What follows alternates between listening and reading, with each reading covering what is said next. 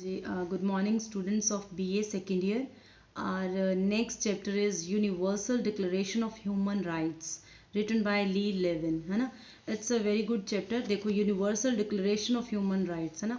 पूरे यूनिवर्स में जो चीज़ डिक्लेयर करती हो ह्यूमन राइट्स के बारे में, this chapter is about those things. In this chapter will read about the things कि how discrimination is going on the caste, on the basis of caste, religion, color, creed, है ना. All these things are happening. Instead of this कि it is written everywhere that human beings take birth and they are free to do anything, but still even instead of this, all these things, है ना, we people are not having freedom. We are having lots of problems in our to live a life in a freedom, है ना.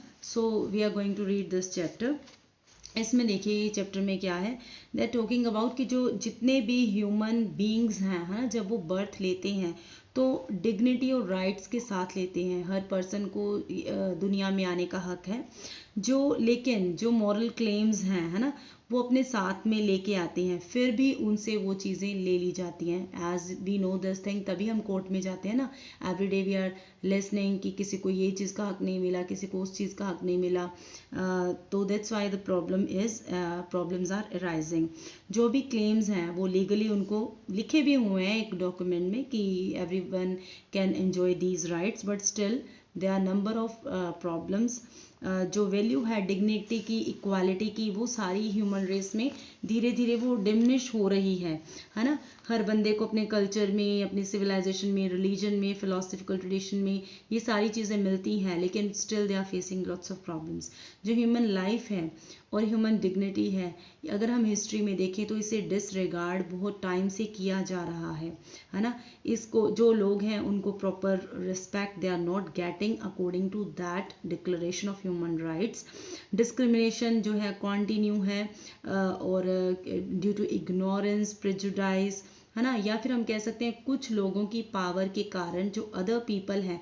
सम people just think that we are the king of this world and we will rule, है ना. But here जो black people हैं they are not here for the slaves, है ना, for the slavery. And या कोई और लोग हैं, मतलब कुछ पर्सन अगर गोरे हैं, उनका कलर फेयर है, तो वो किंग नहीं बन जाएंगे. और अगर कोई बंदा ब्लैक कलर का है तो वो इस सर्वेंट नहीं बन जाएगा, क्योंकि everyone has the same equal rights and freedom to live their life. So but still जो डिस्क्रिमिनेशन है on the grounds of sex, race, religion, है ना, colour, creed, I told you earlier, ये सब रेगुलर हो रहा है. Even today we are very much educated. क्या अभी भी जो डिस्क्रिमिनेशन वो नहीं हो रहा है. We are seeing every day in our life. Now they आगे वो बता रहे हैं कि अनफॉर्चुनेटली, बदकिस्मती है कि in this modern era we got lots of development, हम कर चुके हैं, but still we are facing the same problem. बहुत ज़्यादा जगह पे ये चीज़ों को फेस किया जा रहा है. जो मैग्ना कार्टा की अगर हम बात करते हैं 1215 के, जो एक पिटीशन है राइट्स का 1628, है ना, या बिल ऑफ राइट्स है 1689, इन सब में एक इनिशियल इंग्लैंड में एक इनिशियल कोशिश की गई थी कि सबको एक डॉक्यूमेंट सबके लिए बनाया जाए जिसमें एक फ्रीडम हो सबके लिए. फिर एक France declaration of right of human बनी 1789 में, उसमें भी फिर एक अमेरिकन राइट्स बना 1791, ये बिल बना. ये सारी अटेम्प्ट्स हुई. जो फर्स्ट इंटरनेशनल ट्रीटीज थी, है ना, ह्यूमन कंसर्न में, जो भी उसके रिलेशन में थी कि हाँ ये चीज़ों को दूर करना चाहिए, उसमें लिखा था कि cooperation with the elaboration of the laws of war, है ना, जो एबोलिशन होनी चाहिए स्लेवरी की, है ना, इन चीज़ों के बारे में थी. The creation of international committee of the red cross, ICRC, जो बनी 1864 में, उसने भी काफ़ी कंट्रीब्यूट किया. जो जब फर्स्ट वर्ल्ड वॉर हुआ तो उसके बाद मैसिव जो डिस्ट्रक्शन है वो देखी जा सकती थी, जिसके कारण द लीग ऑफ नेशंस ने माइनॉरिटीज़ को प्रोटेक्ट करने के लिए कुछ वे बनाए. सेकेंड वर्ल्ड वॉर के बाद और ज़्यादा जो इंसान थी उसकी लाइफ की डिसरिस्पेक्ट हुई, डिग्निटी डाउन हुई, है ना.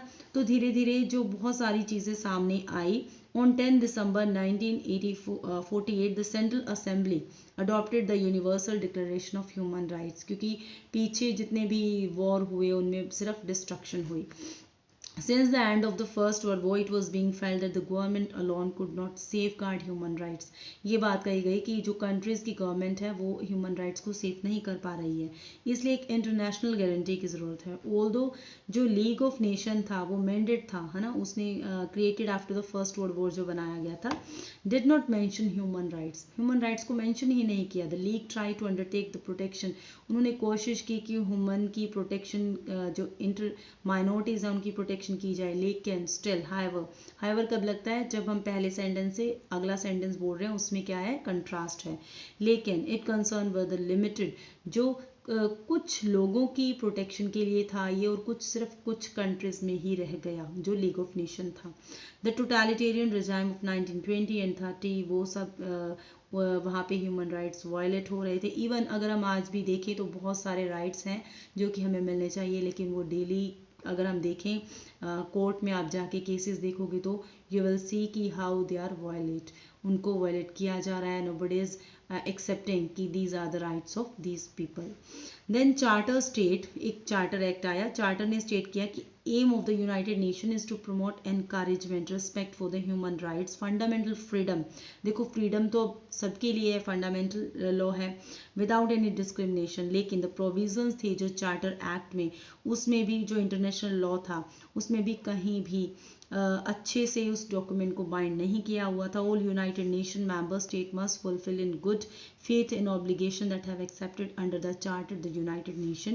it will include to promote, क्या था कि वो जो चार्टर एक्ट की बात कर रहे थे, है ना, उसमें यही चीज़ थी कि कैसे एक डॉक्यूमेंट बनाया गया, और वो डॉक्यूमेंट क्या करेगा, प्रमोट करेगा रिस्पेक्ट फॉर ह्यूमन राइट्स को, और ह्यूमन राइट्स की जो भी प्रॉब्लम्स हैं उनको, उसका मेन एम यही ये होगा कि उनको वो सॉर्ट आउट करे. लेकिन जो चार्टर था मतलब एक प्रॉपर डॉक्यूमेंट था, उसमें ह्यूमन राइट्स को अच्छे से मेंशन ही नहीं किया गया कि कौन से human rights, they didn't specify about the rights. जैसे कि हम कह सकते हैं कि राइट्स उसमें क्या होने चाहिए थे, the rights enshrined in the universal declaration of human rights, कर सकते थे दो काइंड्स के हो सकते थे. एक तो सिविल राइट्स हो गए और पॉलिटिकल राइट्स हो गए. सिविल में क्या हो गया, लाइफ एक तरह का राइट हो, लाइफ का, लिबर्टी का, सिक्योरिटी का, फ्रीडम फ्रॉम स्लेवरी का, टॉर्चर, इक्वालिटी का हो from the before the law, protection का हो अगेंस्ट आर्बिट्ररी अरेस्ट, डिटेंशन का हो, एग्जाइल का हो, right to fair trial, right to own property, political participation, the right to marriage, fundamental freedom of thought, conscience and religion, opinion and expression, freedom of peaceful assembly, association, and the right to take part in the government of his country directly or through freely chosen representatives. और second क्या हो गया, जिसमें कि political जो rights होने चाहिए थे, हो सकते थे, include economic, social, cultural rights. These rights relate to right to work, है ना, राइट टू वर्क. देखो एक है इक्वल पे इक्वल वर्क, है ना, अगर हम इक्वली वर्क कर रहे हैं तो हमें इक्वल पे भी मिले. The right to form and join trade union, कोई भी ज्वाइन कर सकता है, ट्रेड यूनियन बना सकता है. Right to an adequate standard of living, right of education, आज तो ये चीज़ भी नहीं हमें मिल रही. And the right to participate freely in the cultural life.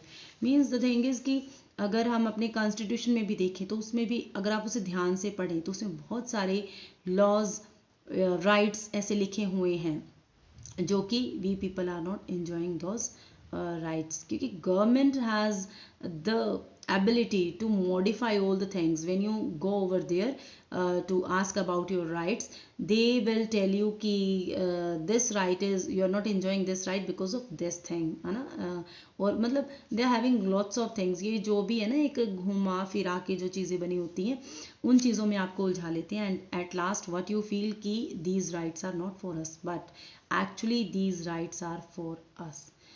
Students, the chapter was about the rights, universal declaration of human rights.